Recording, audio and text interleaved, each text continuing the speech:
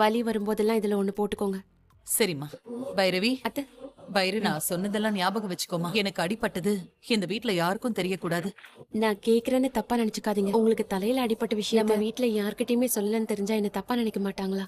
யாரும் தப்பா நினைக்க மாட்டாங்க. ஏன்னா நான் தானே உங்ககிட்ட சொல்ல வேண்டாம்னு சொன்னேன். சரிங்க அத்தை. சரிம்மா, நீ போ. எப்பவும் சிடு சிடுன்னு எரிஞ்சு விழறவ நான் கிணத்துல விழுந்ததுக்கு அப்புறம் அன்பா பேச ஆரம்பிச்சிட்டாளே. எனக்கு என்னமோ பைரவி கொஞ்சம் கொஞ்சமா மாறிட்டு இருக்கான்னு தோணுது. என் பிள்ளையோட சேர்ந்து சந்தோஷமா வாழணும். நீ வீட்டை விட்டு போயிருப்பேன்னு நினைச்சேன். ஆனா நீ என்னடான்னா பால்கனில நின்று சாவகாசமா காத்து வாங்கிட்டு இருக்க. என்ன நடந்த சம்பவத்துக்கு நியாயமா பார்த்தா நீ இந்த வீட்டை விட்டு போயிருக்கணும். இதுக்காக நீ உன் முடிவை மாத்திக்கிட்ட. அம்மா உன்னை வீட்டை விட்டு போக கூடாதுன்னு எதுவும் சொன்னாங்களா? இல்ல உன் அப்பா சொன்னாரா? நீ இந்த வீட்டை விட்டு போலங்கிறது எனக்கு சந்தோஷம்தான். ஆனா நீ போயிருந்தனா இன்னும் சந்தோஷமா இருந்திருப்பேன். எதுக்காகடா நீ பைரவி அடிச்ச? பைரவியா வலிக்குதுமா? என்னடா அதுவான்னு இழுக்கிற? வலிக்குதானே திருக்கிறதே. வலிக்கட்டும், நல்லா வலிக்கட்டும். பாசமா பிரியமா நடந்துக்கணும்னு சொன்னல. அவ கோவப்பட்டாலும் நாம அவகிட்ட தன்மையா போகணும்னு சொல்லிருக்கனா இல்லையா?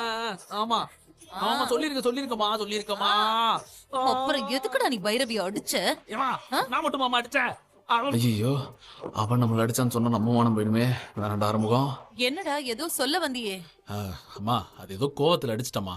அப்படியெல்லாம் உன்னை விட முடியாது. ஒன்ன மாதிரி ஒருத்தனை அவ கல்யாணம் பண்ணிருக்கானா நீ அவளை தலையில தூக்கி வச்சு கொண்டாடணும். இல்ல அடிச்சதெல்லாம் ரொம்ப தப்பு. முதல்ல நீ அவகிட்ட மன்னிப்பு கேளு.